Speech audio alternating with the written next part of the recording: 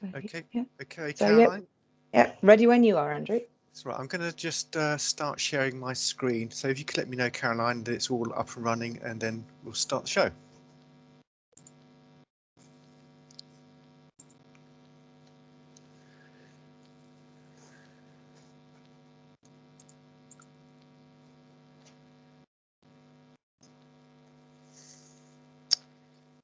So can you see that presentation front page, Caroline? Not yet, no.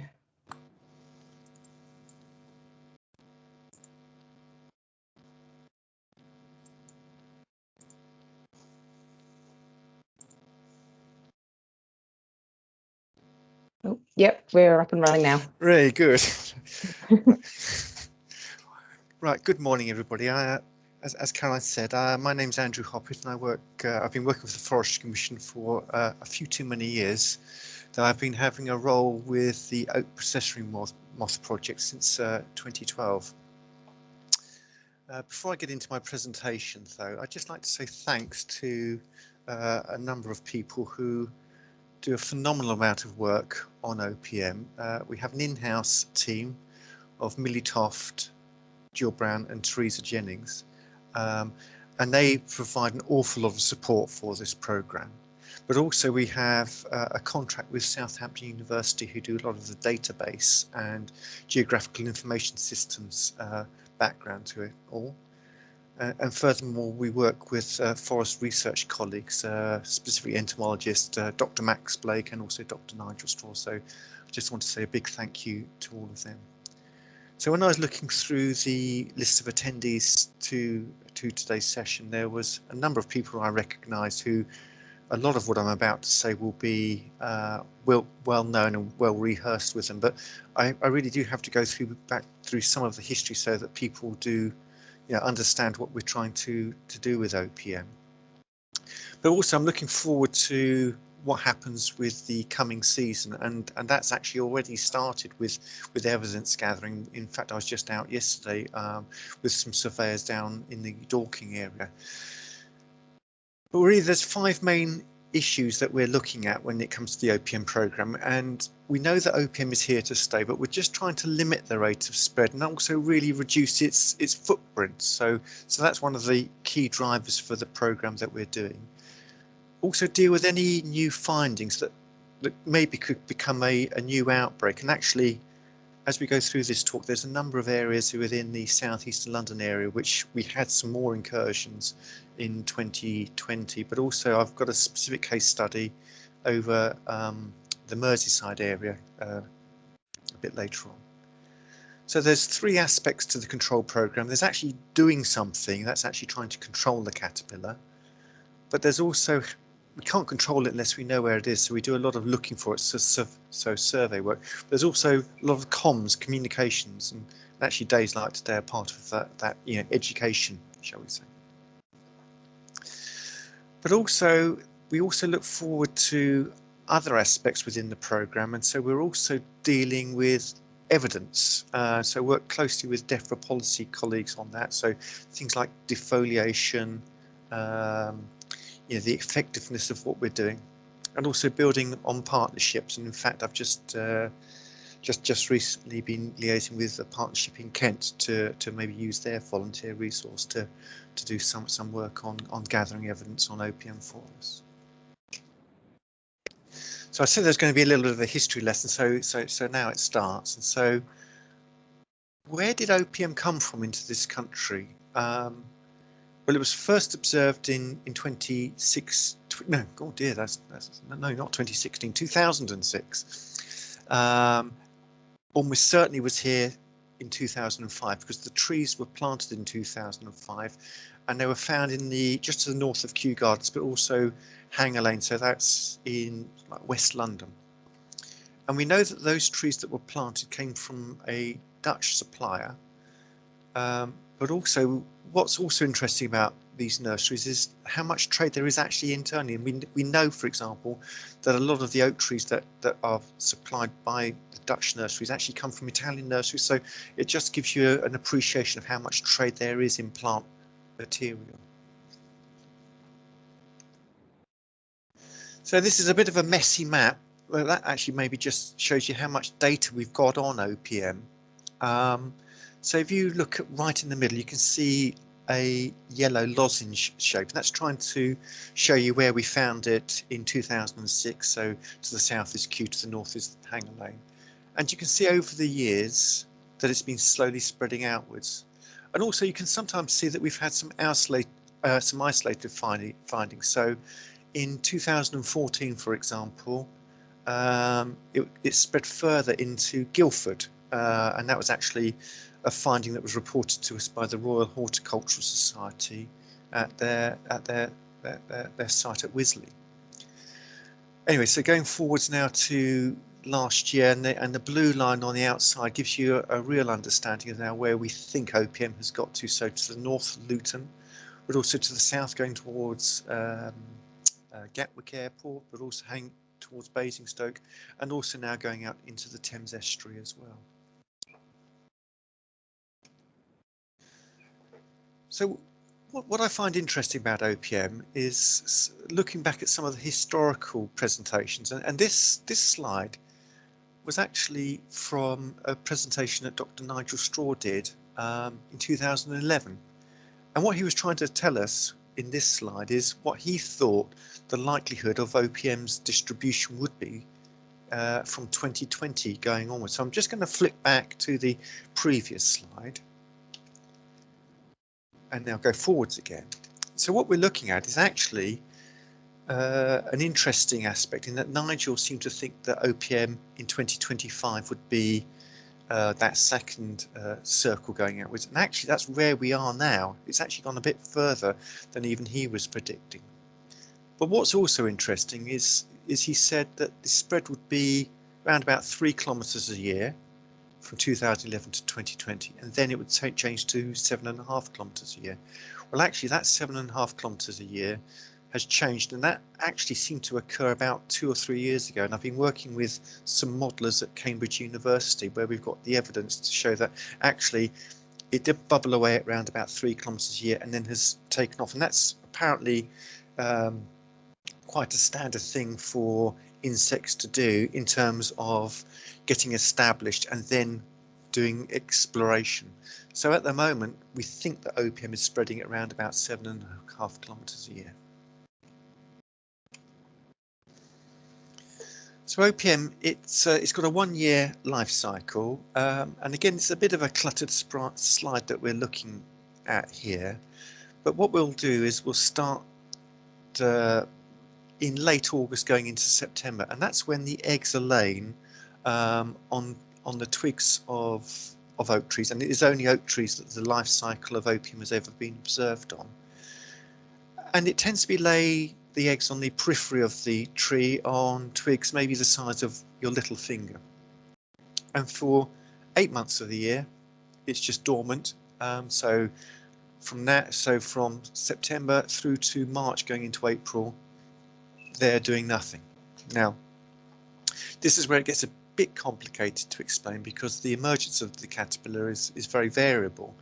But in terms of this graphic, we're saying sometime in April it emerges, and then it goes through these what we call instars, and that's stages of development. It goes through 6 stages of this development, and we've tried to represent that with these 6 shaded squares, which go through from, as I say, from April through to July. So when the caterpillar emerges, it's obviously very small, and for the first 3 stages, it actually is very susceptible to a biopesticide called Bacillus thuringiensis, BT for short. Then from stages 4 to 6, it becomes more robust and is much more difficult to control with this biopesticide. It then pupates, and that can be for a number of weeks. Turns into a moth, and the moth has no feeding parts, only lives for a couple of days, lays its eggs, and the cycle starts again.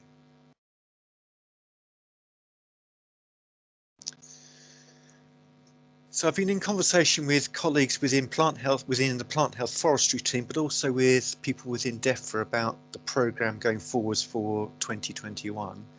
And we've agreed a programme of £1.7 million. and that's roughly split 50-50 on observations for of OPM, but also for the control of OPM.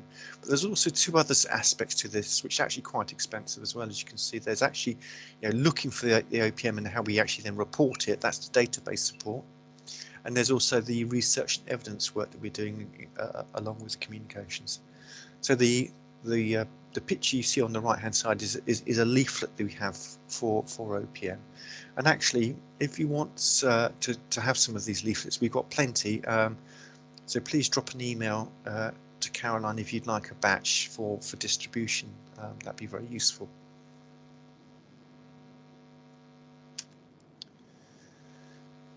So this is what the egg plaques look like. There's nothing particularly exciting about this. They're laying in clusters of round about 200 eggs. 90% of those will emerge. So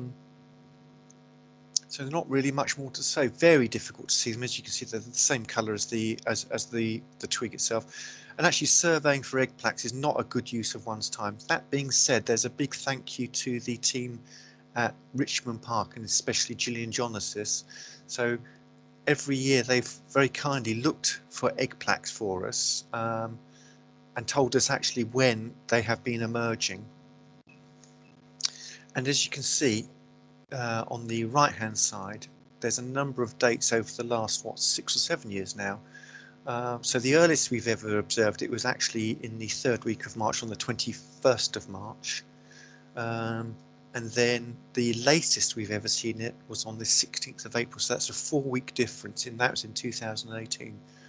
And of course, with the weather conditions as they are at the moment, that reflected in what happened in April 2018, in that was the beast from the East year, which was later than it is now, and that really did hold back the development of OPM. So the picture on the right, on the left-hand side, is actually the caterpillars just as they've emerged. They're maybe about 2 millimeters in length. And what's interesting is that they have this facility for going into a torpor, waiting for the buds of the oak tree to emerge, because they then feed on the oak leaves itself. But at the moment they've emerged, but the oak hasn't broken senescence. So they go through these stages of development, and what you're seeing here is them getting slightly bigger, starting to get this rather gregarious nature, coalescing, and this is probably about stage 3 of the development. And this is when they start to become more obviously visible, late May really. And so this is a picture where I very sensibly, I took the photo and got Millie to hold the pound coin as the scale. So what you're seeing here is the caterpillar is actually quite low down on the tree. This is in Richmond Park. Again, they've got this rather gregarious nature. At the very bottom of the picture, you can see the frass, that's caterpillar poo, and just really starting to form a nest of opium. Here's a bit of a close-up. What's interesting is you see these very long wispy hairs. Those aren't actually something to be concerned about, and I'm going to talk a bit more about the public health aspects of opium, but these long hairs are not the toxic hairs that actually cause the rash. But what you're saying here is the caterpillar is going through later stages of development, maybe stage 5, and that would be from mid-June roughly. So there's been a number of conversations I've had with people about, why does OPM do this procession? And so you're looking at really 2 forms of procession here. The one on the left-hand side, you can see that that's a single file of OPM, and there's lots of silken threads. So that's where they're travelling up and down the trunk of the tree to feed on the oak leaves. And the picture on the right-hand side is perhaps more typical, where there's maybe 3, 4, or 5 in width, and the theory is that this actually makes the caterpillars look rather large and very difficult to attack. So a singular caterpillar would be more difficult. It's a bit like the murmurations of starlings. It makes it very difficult to actually predate or gives the predator something to think about. So when we're looking for opium, we don't really start until really June, because that's when we start to get this nest formation. The picture on the left hand side is about as easy as it's ever going to be to find opium. You've got the white nest at the very bottom of the picture, and then this very clear silken trail, and if you follow that silken trail, it will take you to where they're feeding. The picture on the right hand side is a nest which is slightly older and has become discoloured, and that's more typical and actually much more difficult to see because it starts to turn into the same colour as the actual bark of the oak tree.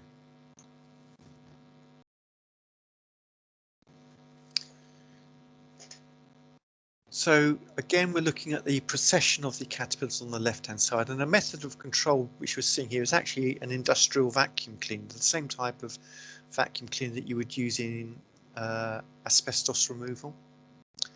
And then on the right hand side, we've got a very large nest, almost the size of a rugby ball, to the extent where they start to become so heavy, if the weather conditions are wet, they can actually literally drip out of the tree. I don't know how well you can see, but on your screens, but also in the picture on the right hand side, you can see a lot of foliar feeding. That's where the caterpillars have been eating the oak leaves. In terms of nest sizes, the actual nest could be the size of a 50p piece, or as I say, maybe up to the size of a rugby ball. So it really can be very variable.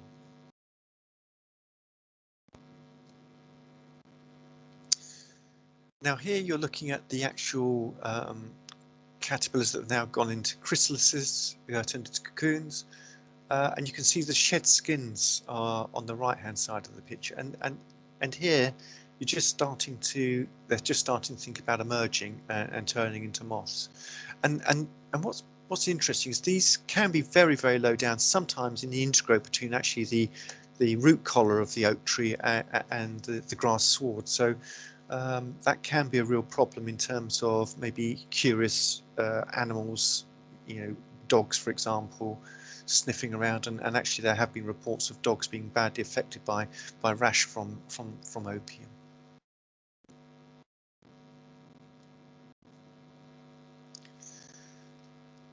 What's very unlikely for people to see is actually the moths themselves. They're nocturnal, strongly attracted to light.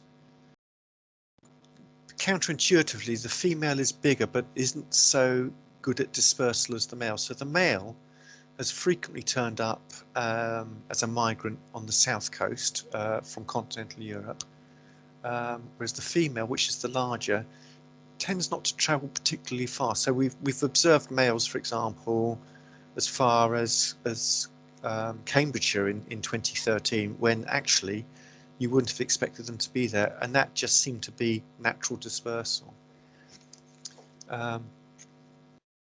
We have been putting up pheromone traps to note opium dispersal, but again, the pheromone trap is only catching males. It's not actually working at where a breeding population is. Nothing particularly exciting to report. It's a little brown job, the opium. Unless you're really into your moths, it's very difficult to identify with certainty what you're seeing.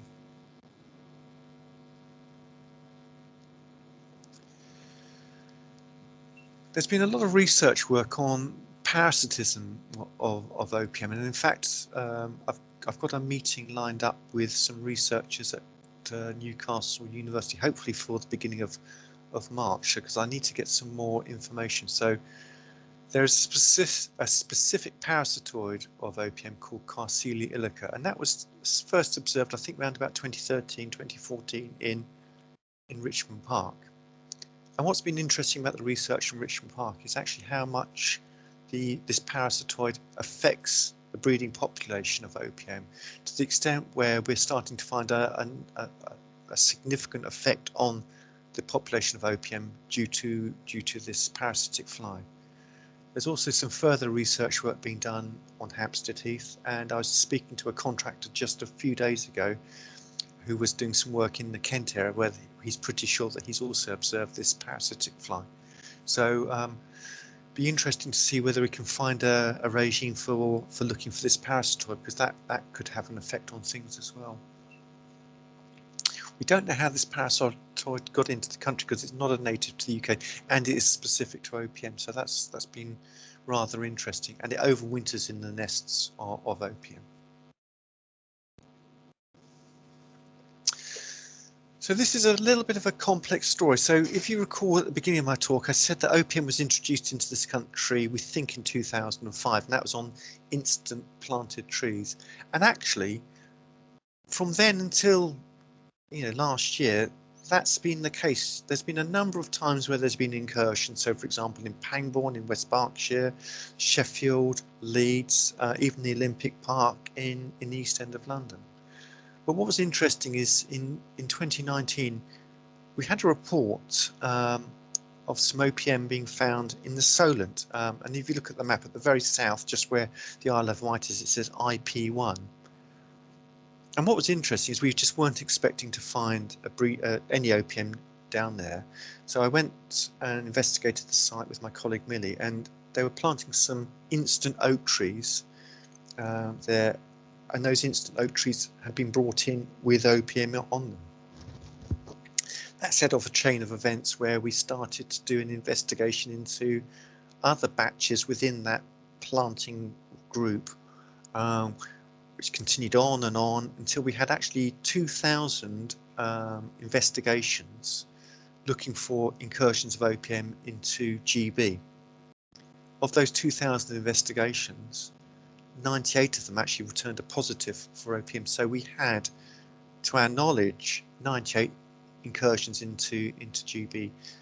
The majority were in England, and the majority of those English ones were actually outside of the nursery trade. But there was also 3 in Wales and 6 in Scotland. We did, a robust regime of controlling those incursions, and that was by spraying all of the trees and then actually physically removing them. But even with the best will in the world, some of these sites we got to too late. So one of the sites which we managed to find OPM on, but very late on in the season, was a place called Ellesmere Port up near Merseyside. And the photo you're seeing here on the left hand side is the row of the instant trees that were planted. But we didn't actually get to investigate that site till late on in the season, and you can just see the insert is actually a moth that had flown on that site, and the picture on the right hand side is actually where the nest had formed, and that was where there was a supporting bracket on these oak trees.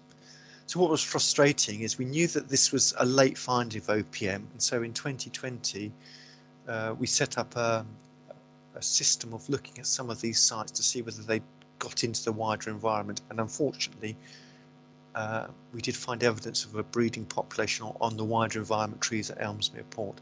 Again, we've done robust measures for control there, and going forwards for the coming season we'll be doing further survey work up around that area there. So this is the actual tree in Ellesmere Port where we found further evidence of opium.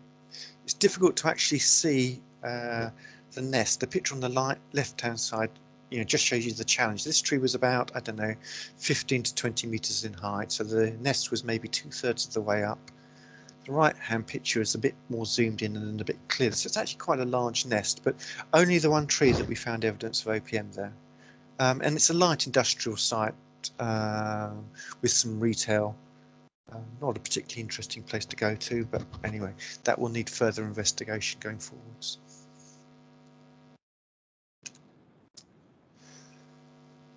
So the map you're looking at here is the sites where we've been doing a lot of OPM visual survey work and where we were concerned about incursions of OPM. So where it has 6 on the map, that's the Ellesmere Port site, but you can see there's other blue triangles, which means we did a lot of extra survey work but didn't find anything. But as we come further south, you can see that there's been some concerns. Number 2, that's a place called Ducklington near Whitney. Number 5 is Battle. 4 is a place called Burgess Hill. I'll talk a little bit more about that in a slide or two's time. 3 is around the Luton area, and then obviously going further out into the South Essex woodlands. So here's a zoom into the southeastern London area. talk about Ducklington first, I think. Yeah, that'd be the best.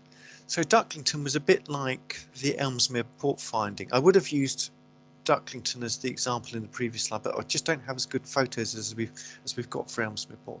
But Ducklington, very similar to what happened in the Ellesmere Port, in that there were some instant trees were planted in 2019. We found them rather late in the day. Further subsequent survey work found OPM on 2 large trees where we did control measures, and again we'll be doing some further survey work around the Ducklington area in 2021. The Burgess Hill site, which I haven't actually named, that's because it actually is in what we call the control zone of OPM, but only 100 metres in the control zone. But the 2 other areas which I've highlighted is Hailsham and Battle. So Hailsham is an interesting one in that it was a single Quercus cerus, that's Turkey oak, that was reported by a member of Bartlett Tree Experts who happened to just notice a young Quercus cerus in a very poor state of repair, it must be said, with OPM on it. And that was a young tree, which we think we had missed from the 2019 survey. We could find no evidence of it having spread into the wider environment. And again, we did robust measures to control that tree, but there'll be further subsequent follow-up work in 2021.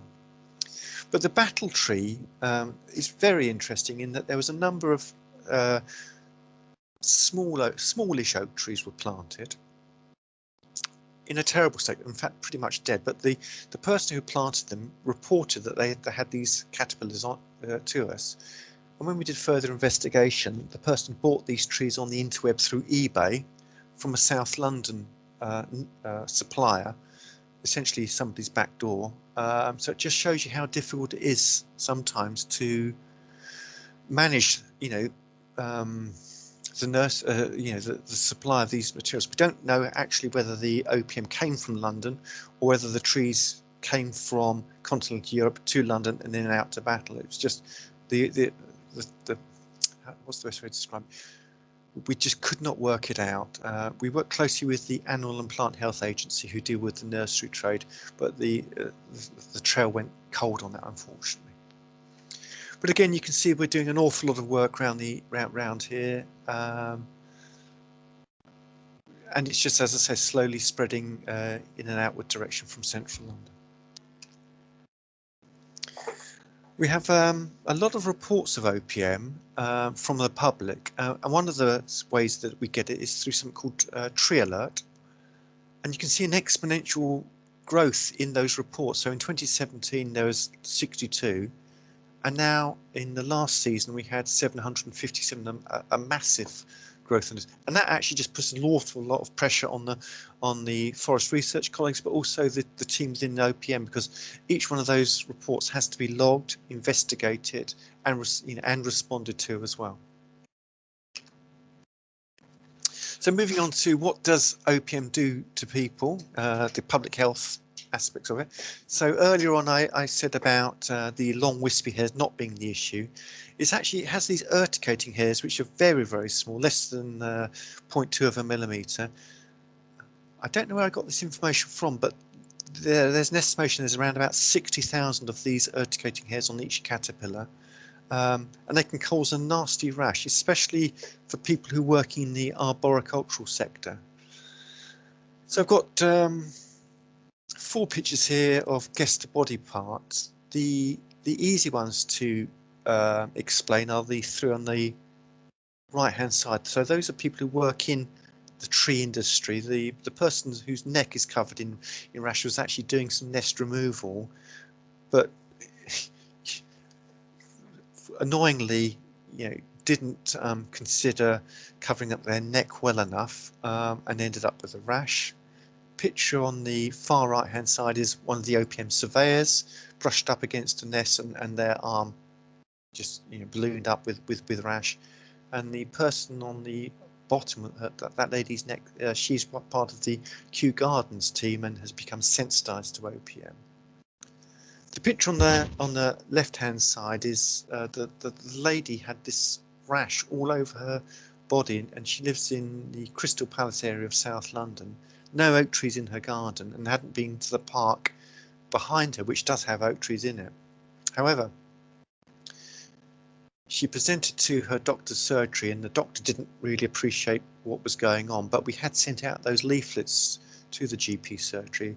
So he got a second consultation and the other GP had seen the leaflet and they came to the conclusion that actually she was suffering from OPM rash. And when they took a history of the lady, she started to get this rash immediately after she used clean bed linen, which had been hung up outside to dry. And the theory from the GPs was that the urticating heads had got blown into her laundry and then she had got covered in rash. And actually she was so poorly from it, she had to have over a week off off work.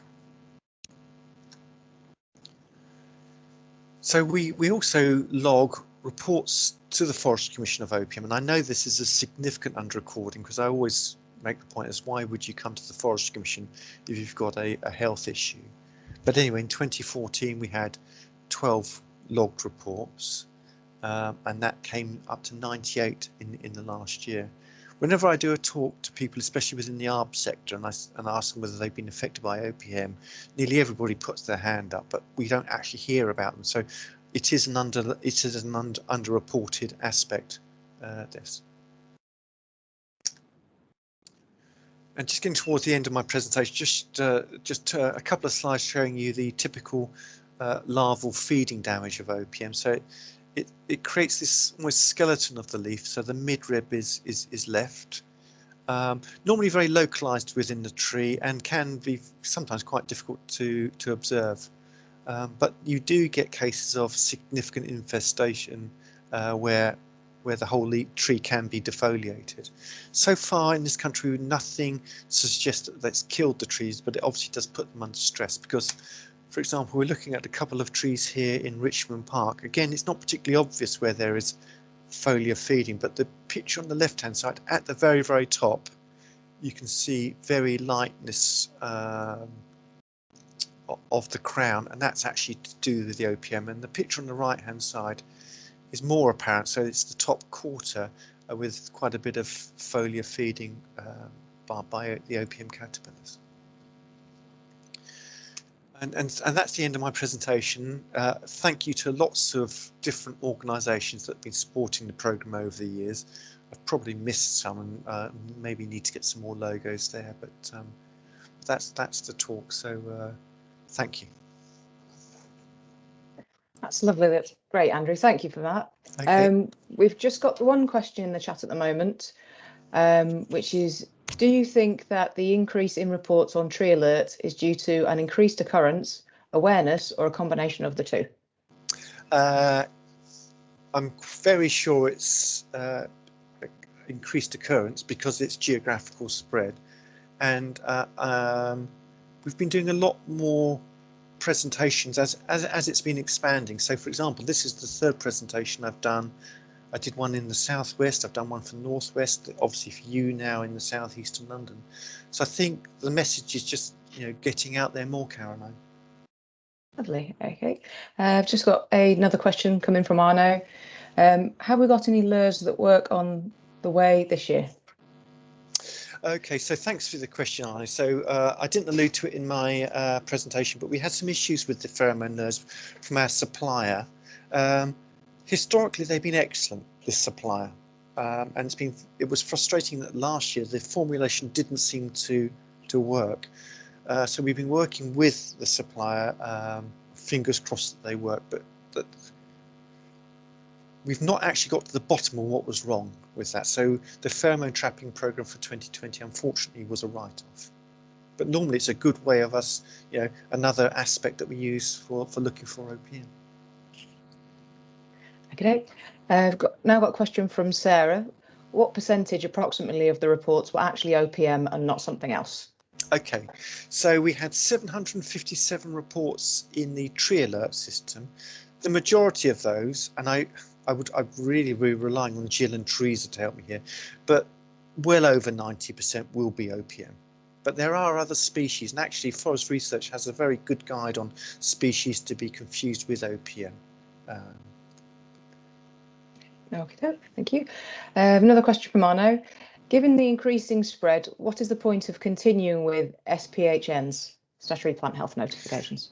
Thanks for your question, Arno. I am working with DEFRA policy on other strategies. That's not an answer I can fully, what's the word I'm looking for? I can't fully answer that for you, Arno, in that there are political considerations for that matter. All I can do is report what we're finding and go down that policy route.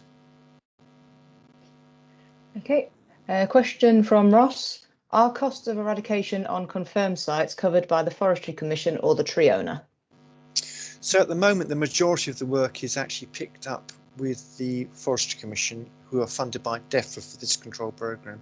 So if you're in what we call the control zone and you receive a statutory notice from us, the majority will have that work carried out at the Forestry Commission's expense. We actually generate a job sheet, and we have a couple of suppliers who do that work for us. And in fact, that process has already started where we're contacting landowners. So for the 2021 season, we've already issued over 1,500 statutory notices, and job sheets have gone out to suppliers as well. Okay, I've now got a question from Julie. Is OPM likely to stay as a regulated pest? Again, that's a policy question, Julie. I just can't answer that question. It's constantly being reviewed, and there are submissions made to ministers on a regular basis by the DEFRA policy team. But at the moment, it is a regulated pest, yeah.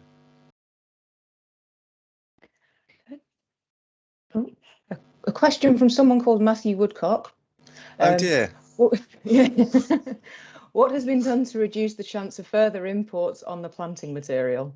Thanks for your question, Matthew. So I don't know, maybe you could tell from the tone of some of my presentation the frustration in that we did not maybe deal with these instant trees earlier. So I said from like probably 2005 we've been bringing OPM into this country. It wasn't until we had that significant outbreaks in 2019 that legislation was changed. So now, unless a country can prove that it is free of OPM, it's not impossible.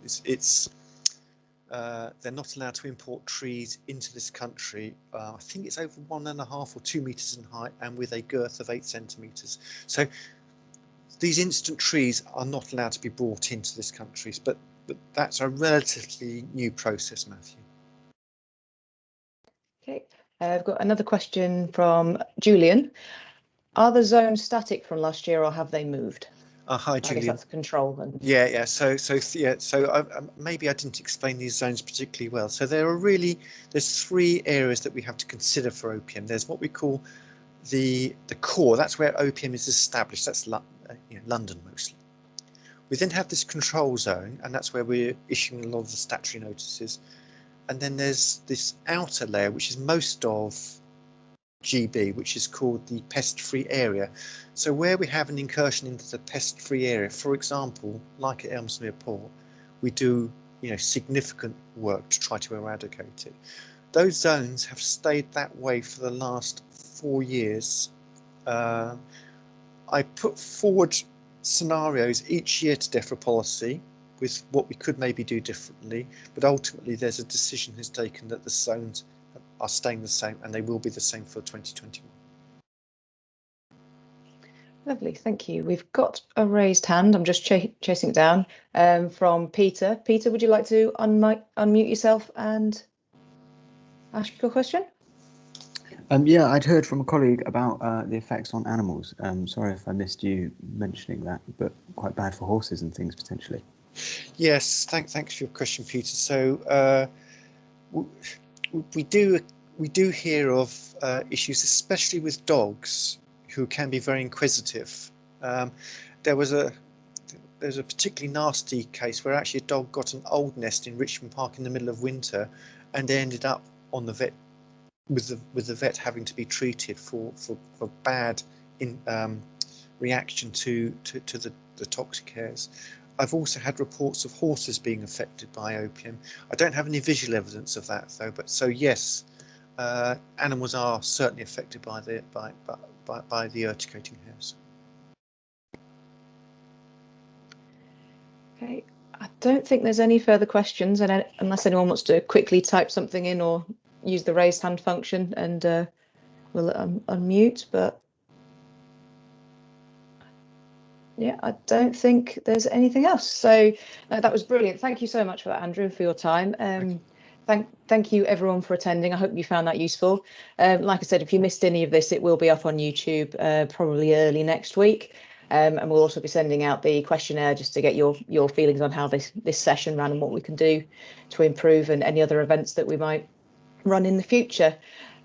So yeah, I will sort of close off the session, but thank you everyone for attending, and well, if anyone's still interested in coming to the spaces that we've got left for the next 2 sessions, tomorrow on plant passporting and also on deer on Friday, then you're still free to book on until 10 AM of the morning of the event. So thanks very much everyone, and we'll see you next time.